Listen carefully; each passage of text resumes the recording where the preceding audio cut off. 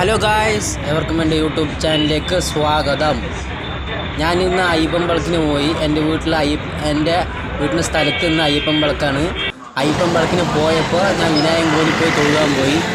വിനായകൻ കോവിൽ തിരക്കില്ല, അവിടെ തിരക്ക് കുറവാണ്. അപ്പോൾ വിനായകൻ കോവിലിൽ നിന്ന് നേരെ സ്ഥലം വിട്ടു.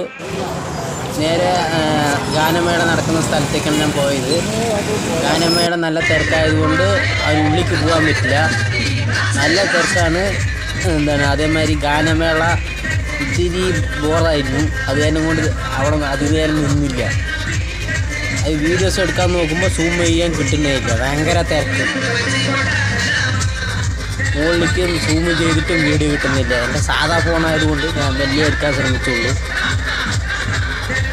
പിന്നെ വിളക്ക് 10-11 വരെയാണ് വിളക്കുള്ളത് ഗായ്സ്.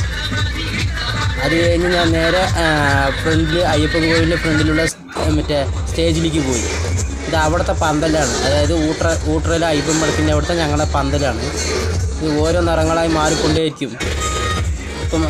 ഇപ്പോൾ ചുവപ്പാണെങ്കിൽ ഇപ്പം മഞ്ഞ, പച്ച എന്നീ കളറുകളാണ് ആയിക്കൊണ്ടിരിക്കുന്നത്. അത് കഴിഞ്ഞാൽ പിന്നെ വെറൈറ്റി കളറുകളാണ്.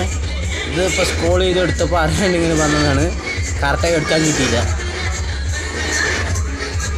അതുമാത്രമല്ല, പിന്നെ നേരെ അയ്യപ്പൻ കോവിലിൻ്റെ ഉള്ളിൽ പോയി.